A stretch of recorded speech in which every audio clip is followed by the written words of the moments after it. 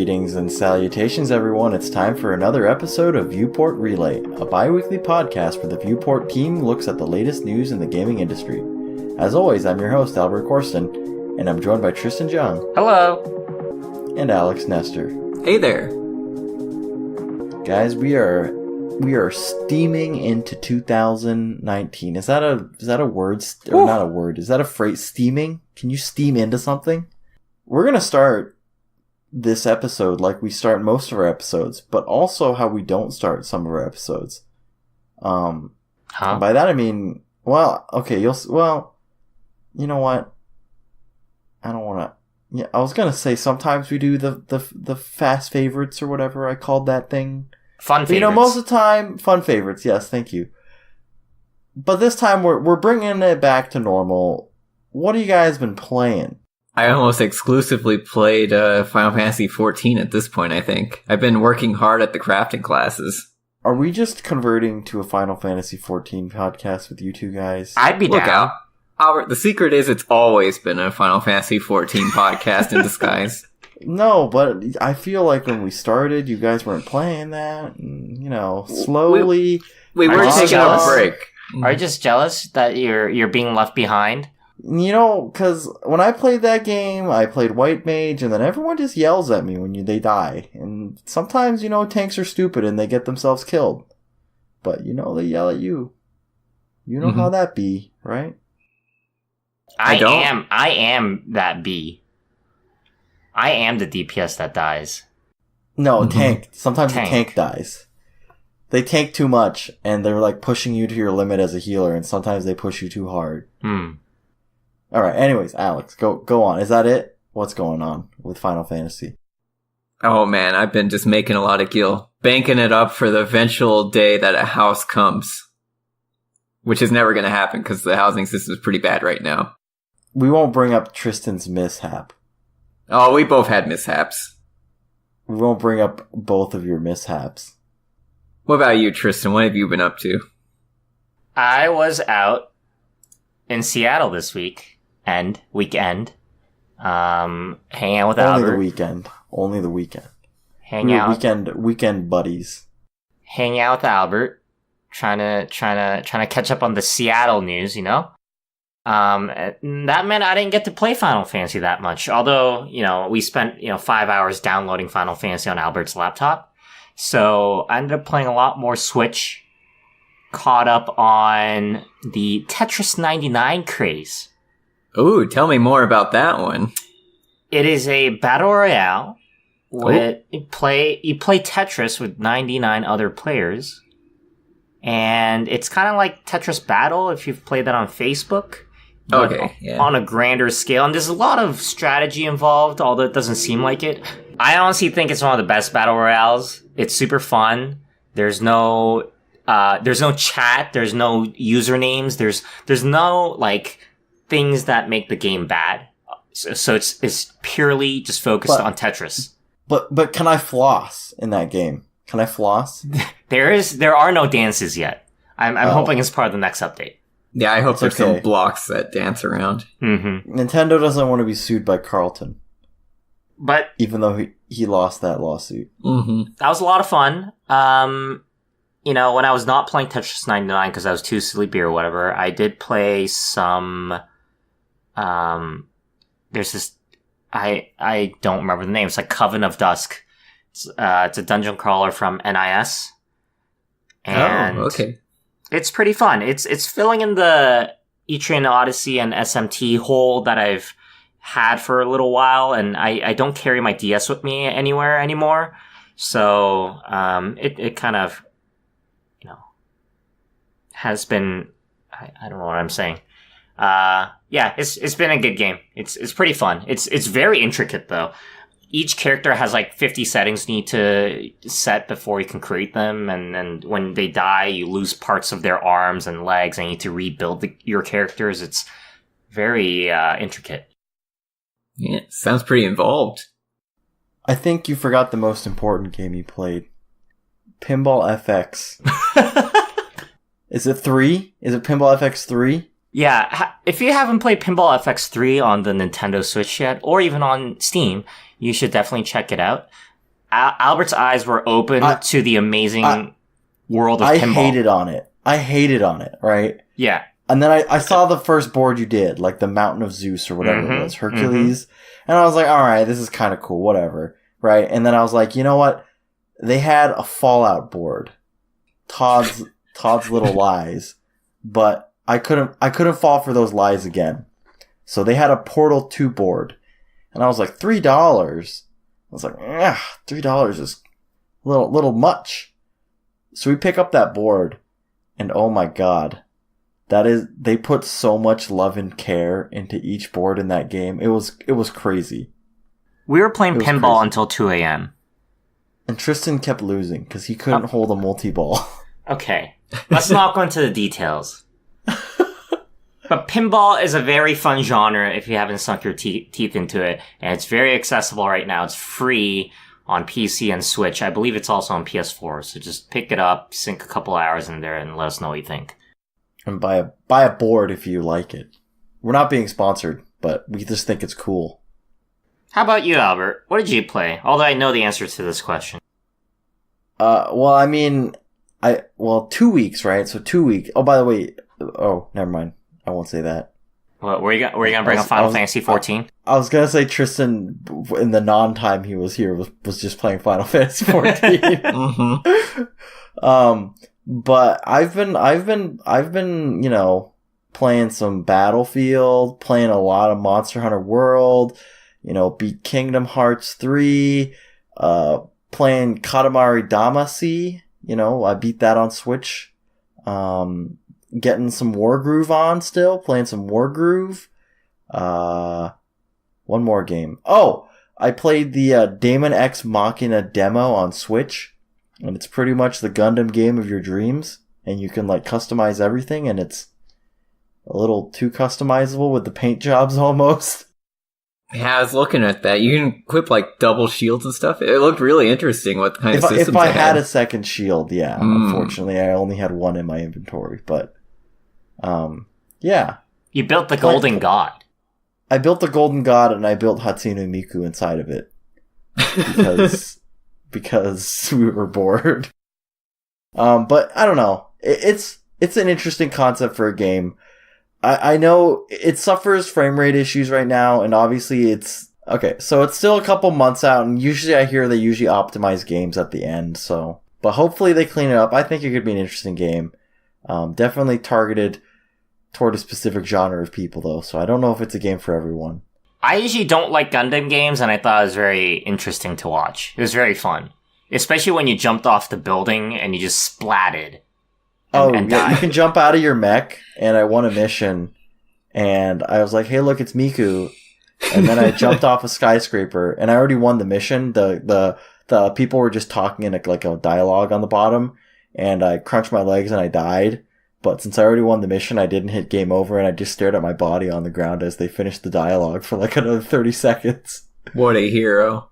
There was a lot of stress for Tristan and I. We were like, what screen's going to come up? Mission complete or you failed? But luckily the mission complete screen came up. You guys ready to... We had some news. Not a lot. All right? Not a lot of news. But what did come out was big in the past 2 weeks. Mm-hmm. We'll start with some happy fun time. All right? It was, I think it broke the streak for the longest amount of time between two Nintendo Directs. The last one we had was all the way back in October, if I recall correctly. Mm-hmm. So now in February, we finally got our first Nintendo Direct of the year. And we'll do a packin' or lackin'. All right? Dude, that's a classic. A classic, a quick one. And we can talk about some of the bigger announcements, and we'll just kind of... They're not in order of when they were announced. I'll jump around. We'll start with the opening, though. Super Mario Maker 2. Packing. So packed. Pack all that stuff into my suitcase right now. Definitely. Slopes. Cameras. The Evil Sun. Scrolling levels, which I don't. Luigi. Oh, he was on the cover. I don't know if he's actually in it. What if they add Toadette into this? And Peachette. I'm not much of a builder myself, but I do like playing really hard levels. Mm-hmm. And since I did not have a Wii U, I'm pretty excited for this. I want to just play those levels where you just sit, you don't press any buttons, rather you hold just forward, and then it does like crazy stuff. And then it makes you feel like you're good at the game. Yeah, there were plenty of those in the first one. But yeah, just the new options they added in the second one, it really opens up a lot of those possibilities. I'm just curious what kind of things are going to happen. Like the evil sun, can you attach like giant boo rings and stuff to it? Oh my Make it God. even worse. Like I can only imagine some of the levels. He was in like the clown copter and it was shooting like 1,000,000 fireballs out. Mm. He was like mowing down Koopas. Like Mario, he's getting through that level. Mm-hmm. And a big thing is what they added new Super Mario Brothers. Mm-hmm. No, Super Mario World 3D World. That's right. Yeah. With cat suits. Mm-hmm. All right, we're going to move on to our next one. We had a lot of Dragon Quest news. Like Dragon Quest Builders 2. Dragon Quest 11, Echoes of an Elusive Age. Oh no, yeah. Echoes of an Elusive Age S Definitive Edition. Title of the year. Title of the year. Title of this year and next year, because by the time you finish saying it, like a year has passed. It'll be next year, yeah. You know, I'm just kind of lukewarm on this one. So I don't personally like the gameplay of Dragon Quest much, but I imagine that being able to play this Definitive Edition makes people really excited. It's been quite a while, and I've heard good things about Dragon Quest 11 overall. All right, we're going to move along. We had honestly, probably one of the biggest surprises for me. We had a Captain Toad Treasure Tracker full co-op mode for free announced, as well as DLC missions. I'm going to go to Tristan right now. As the world's leading expert and only player of Captain Toad Treasure Tracker on the Switch, 100%. 99% actually, as Albert found out. My secret was exposed over the weekend. But this is super duper exciting. We tried it out on Saturday, I believe. It was wild. There were lots of screaming, mostly towards me, but it was really, really fun. And the new DLC, they're built specifically for co-op, which will be even better, because the existing levels co-op doesn't really make sense because, you just have an extra helper running around. But these co-op puzzles are going to be very intricate and super exciting to figure out. It's very interesting with the camera, how you can obviously you're both playing on the same screen, and there's only one camera. It's not like each player gets their own camera. So if one person is trying to wrap around the cube and the other person's on the other side, they can't see where they're going. So to clarify, were you two screaming or were the toads screaming? A little both. Little. It was both. mostly us. We were playing a maze level where endless zombies are like coming after you. Oh man, that sounds really awesome. Actually, I really liked seeing that. They didn't spend much time on it at all, but I wanted to see more of it. Some of the that pirate ship map they showed, that looked cool. Mm-hmm. Yeah, I think the DLC looks extremely promising for Captain Toad fans. The Captain Toad aficionado, fan. Tristan Jung. Singular fan. I already bought the seasons pass or whatever they called it. Yeah. I think there's like a version now where you can get the DLC with it. I think I don't know if that counts as a season pass. I don't know. But we're gonna go to the next one. We're gonna talk about Bloodstained Ritual of the Night. Yeah, you guys remember what that game is? This one has been a really long time coming, and we're actually seeing it. It's basically a anime waifu Castlevania game, so sign me up. It looked really cool. I'd never heard of this, and then I saw it, and I was like, this looks exactly like Castlevania. And then Alex told me it was made by the guy who kickstarted, right? Originally, yes. The first one? Yes. By the guy, like one of the original creators of Castlevania. Yep. I was like, oh, wow. Mm-hmm. The level design looked really cool, like how it could flip up and down and things like that. Oh yeah, they've definitely changed up the formula a little bit, but it definitely stays true to the Castlevania style. And yeah, looks pretty awesome. I have a Tristan, little you bit got of I have a little bit of problem with the art style. You know me, right? Like I have this like weird thing. You're a very opinionated man when it comes to the art style. Yeah, I just don't like the art style. Really? It's like a weird. It kind of looks like Bayonetta, but they like inked every outline. Okay, I can see what you're saying. So Like cel-shaded almost? yeah, But not and really. I just can't dig into that. Also, I'm really really bad at Castlevania games. So I will probably That's the real reason, right? that's the real reason. I'll say lacking. I realize we haven't been doing that for the games, but I mean, it's optional. The We're packing or just lacking is if you want it. Is if you want to assign it a grade. yeah, I'm gonna give it a lacking. I'm sorry. All right, we're gonna go into our next one because I'm jumping around here. This one was for many people, was the what the heck is happening? Oh my god, this looks cool moment, and that was Astral Chain. New game from Platinum Games, brand new IP. Just no one knew. Like people were first thought it was Monolith Soft. They're like, okay, we know that they were working on one game and Xenoblade 2 at the same time. This must be that other game. And they're like, can't be Platinum because they're already working on Bayonetta 3 and they're working on Babylon's Fall, right? They're like, I don't know how big Platinum Games. 3 games at once? No, this is Platinum Games. It's got Kamiya. Yeah, Hideki Kamiya. Yes. And it's like future cyberpunk city cop beat 'em up extraordinaire. Yep, think like Nier Automata, Bayonetta, and just like, I don't even know what else. Just mix all of the Platinum games together. You basically have this game. And let me say right now, just from the trailer, it looks like it ran really smoothly and it looked really good. Like graphically, it was nice looking. It was like a current gen game. Platinum Games always goes for 60 FPS. They don't compromise for that, and it shows when they make them. Yeah, like Albert was saying, it really did debate you at the start. It basically had like a cutscene that was very Monolith esque, but then once the combat hit, I instantly knew it was a Platinum game title. It just had that signature flow and style that you only see in their games. As soon as that music started dropping, oh man. That was a banger.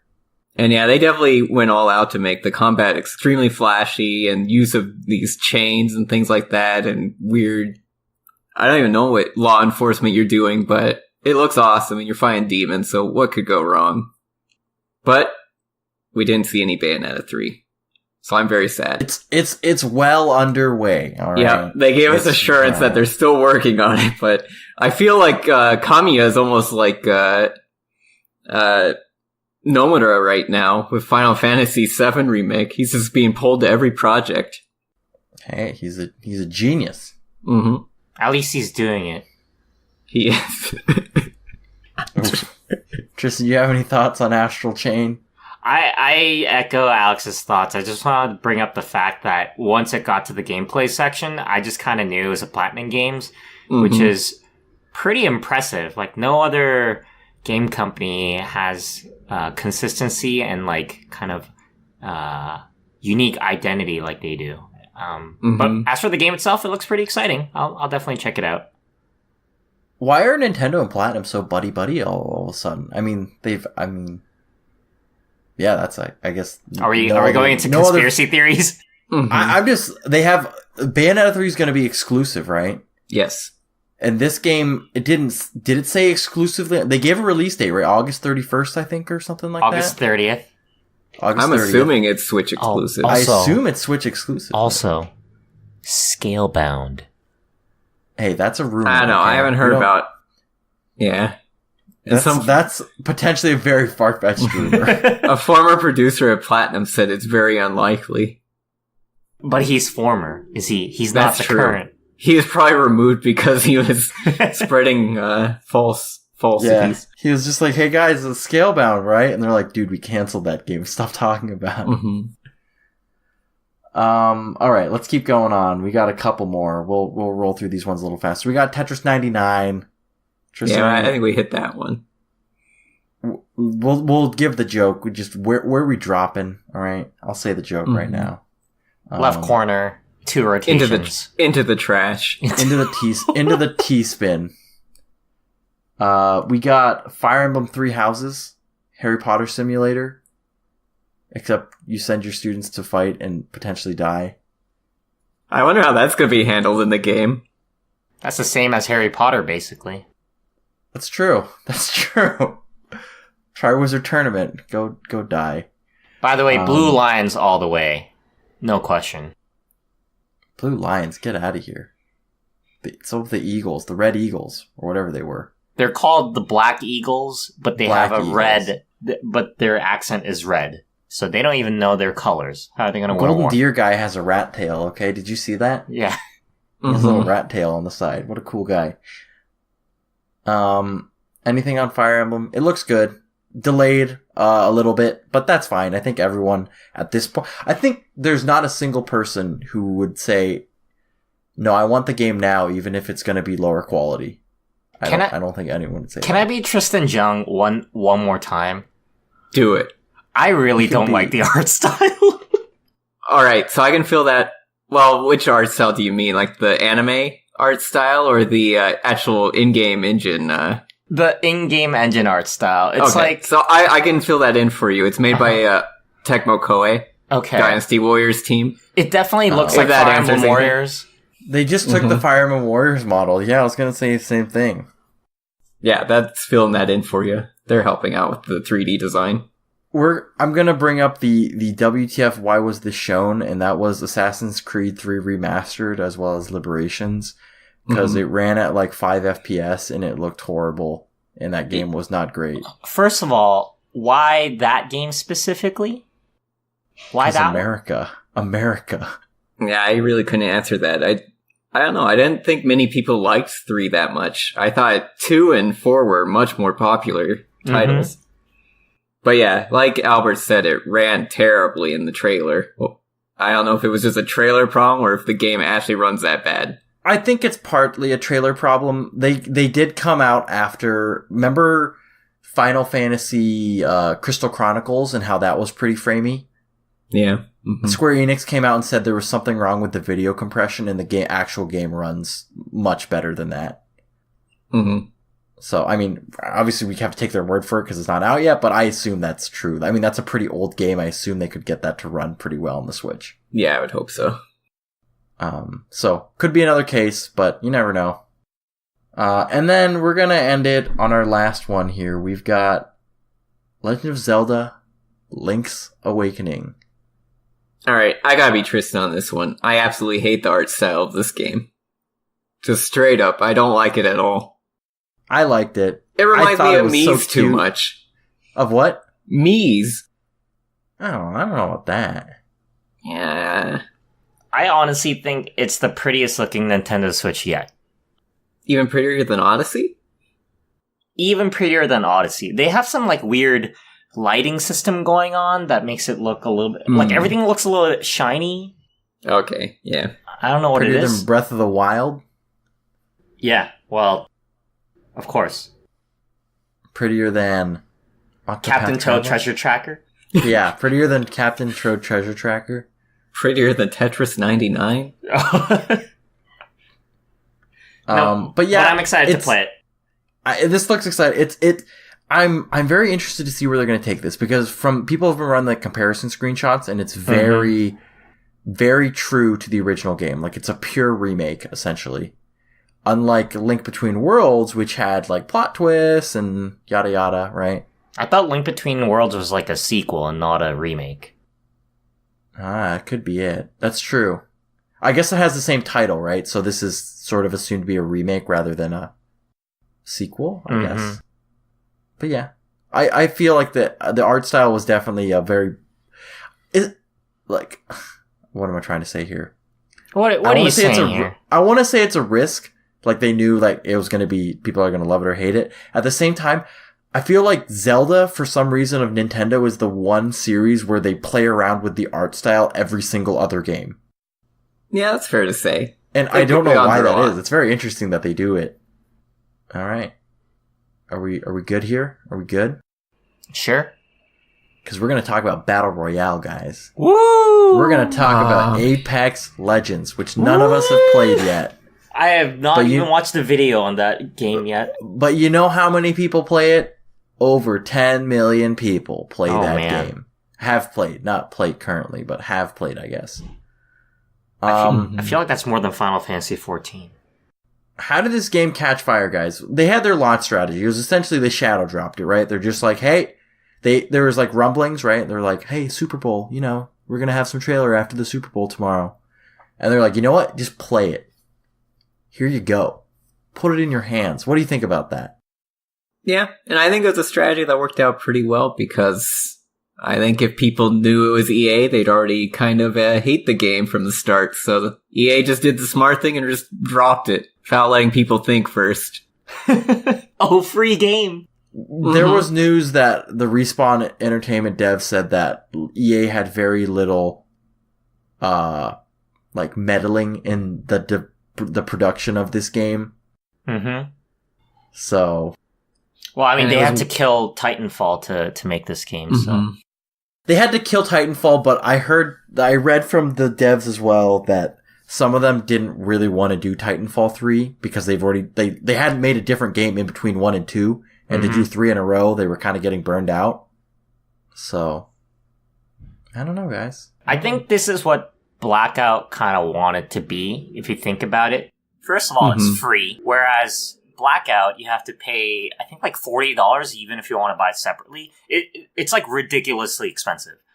I didn't even know you could buy it separately. You could buy Zombies and Blackout separately, but it's still like $40 or $50, which is a lot.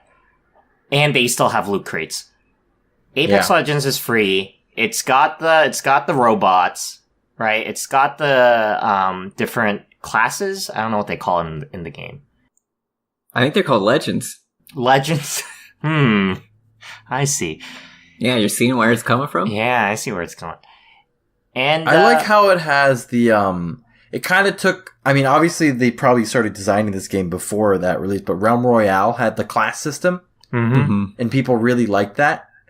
And this kind of took the good gunplay from Blackout and the class system from that, as well as a lot of cool features from Titanfall, and kind of sandwiched them all together into a high action, fun game. And I find it interesting that they were like, no, you can play this game with 3 people and only 3 people. There's no solos or duos or 4 people. There's 3-person squads, and that's it. And no one really complained. I think that's a good choice because they were probably worried about the player base, right? If you have 4 modes and you don't have that many players, you're never going to fill up the matches anyways. So I can see from the other side of just ensuring everybody has a consistent experience and making sure that there are actually matches. I also feel that balance is easier when you have 3 people.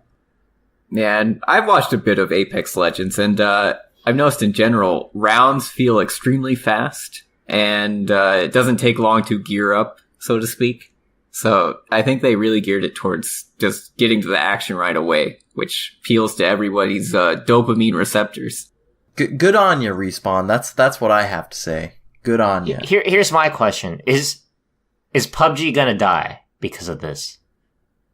Or is Fortnite gonna see a decline because of this? I mean, I think both their player bases are... I feel like Fortnite's going to take the bigger hit, just because they're the other free-to-play game on the market. So that kind of... I mean, obviously PUBG's... all the Battle Royales are going to take a hit, except maybe Tetris 99. But, I don't know. I feel like PUBG still has its own little niche. I feel like Blackout would take a big hit of maybe all the games. Because this is a more... mature rated game still, as opposed to Fortnite, which has a lot of younger people playing it. Because I think it's rated T, right? So yeah, no one dies in Fortnite. You just faint. You de-rezzed. Yeah. I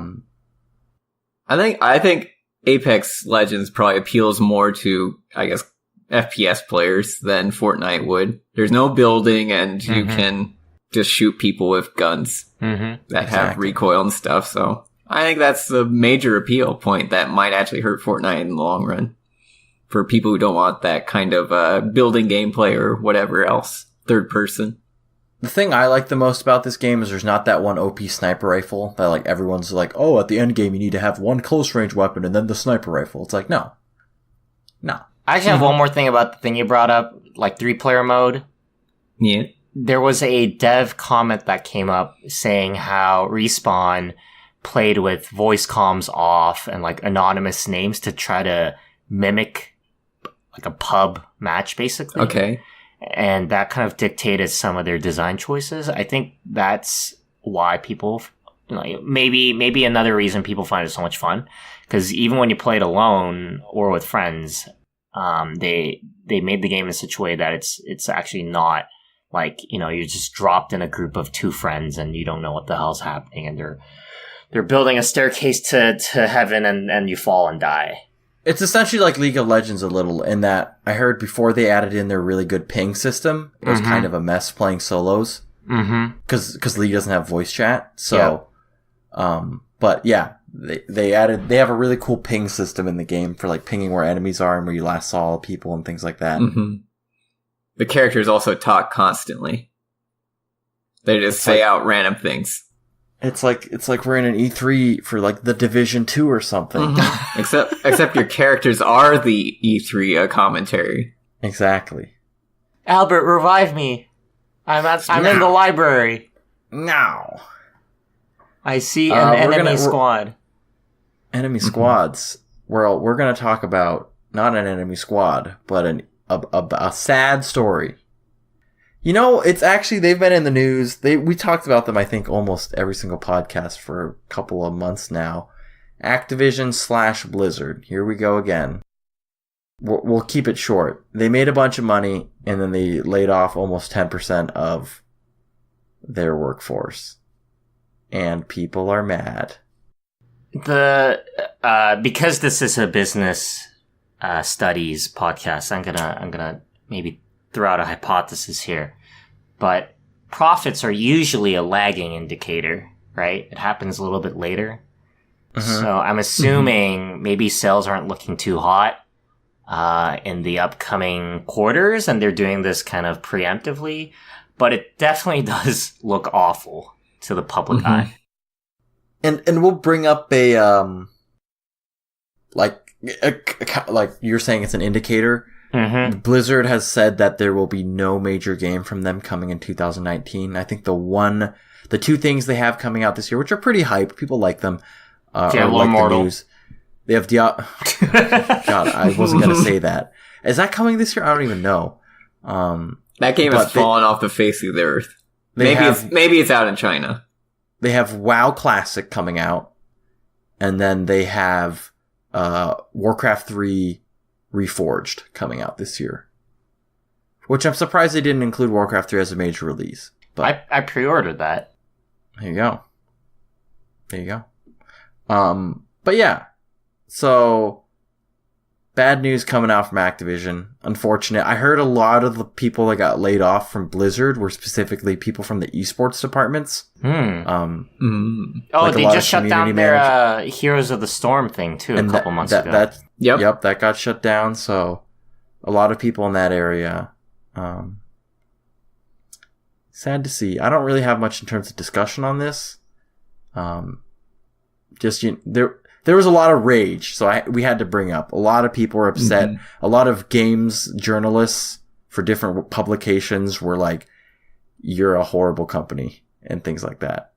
And another thing for game developers that they need to unionize and things like that. So it's interesting to see, like, a lot of these companies, obviously, I mean, they're business, right? So we don't know the full what's going on behind the scenes. Just because you're making money doesn't mean you can't lay people off. Obviously, it comes off really bad, right? In terms of public reception when you do that, but we don't know what's happening behind the scenes. So they could be restructuring, as we said. They could make money, but they could have departments that are also losing a lot of money. So obviously they're going to cut the fat on those departments. So, you never know. All right, guys. That's the episode. That's it. That wraps it up for what? I just want to toss out, although Albert said don't talk about it. They're stopping production of the PlayStation Vita. What a sad day. Just want to just give a moment of all silence. 5 of you out there. For all 5 of you. Mhm. No, wait, didn't we cover top selling consoles, and Vita sold like 50 million or something like that? Let me check. I don't remember how much it sold, but it didn't sell that much. No, it sold a lot. Probably the PSP. PSP was like super popular in Japan. Yeah, by September 2018, 16 million. Okay, never mind. Oh, PSP sold a lot. The original sold 80 million. Yeah. It is the number 10 selling console, console. Actually above 3DS, which is actually kind of crazy when I think of it. But honestly, I feel like the Vita was like the precursor to the Switch, if you think about it. Mm-hmm. No, I agree with that. I'm just sad it's dying, because it had some really, really good games on there. Did you have a Vita, Tristan? I don't remember. I bought one like a year in. Uh-huh. Yeah, and I've played a lot of games on there. I played a lot of... What was your favorite game on there? Oh no, I can't say that on the podcast. Okay, say it and then cut it out. I want to know. No, I said I played a lot of light novel games on the Vita. Because basically that's all the games that they had. Necopara. I think mine was like the Final Fantasy machine. I just play like FF7, FF10, FF10-2. And Project Miku. Or Project Diva, sorry. Yeah, I play a lot of DJ Max. There are a lot of good rhythm games on the Vita and a lot of good light novel games. And it's region free, so you can just import everything you want. Mm-hmm. Yeah. And you kind of had to, because everything came out in Japan only. Alright, a moment of silence for the Vita. Mm-hmm. Pour one out. And then we're going to wrap it up, guys, for episode 22 of Viewport Relay. Viewport Relay is available on Radio Public, iTunes, Google Music, Stitcher, Podbean, and all your favorite podcast directories. If you enjoyed this episode, please take a moment to subscribe, review, and share it with your friends. We're also on social media as Viewport Gaming on Twitter, Facebook, and Instagram. Tristan Jung. Hello. Why Viewport Gaming? Well, Viewport Relay... Why so depressed? Hello. Hello. Viewport Gaming... No, Viewport Relay is part of Viewport Gaming, a website that provides a look into video games through features, reviews, and podcasts. For all Viewport content, you can visit us at viewportgaming.com. And thanks, Tristan. And as always, I've been your host, Albert Corson, joined by Tristan Jung. Goodbye. And Alex Nestor. See you next time. See you guys next time.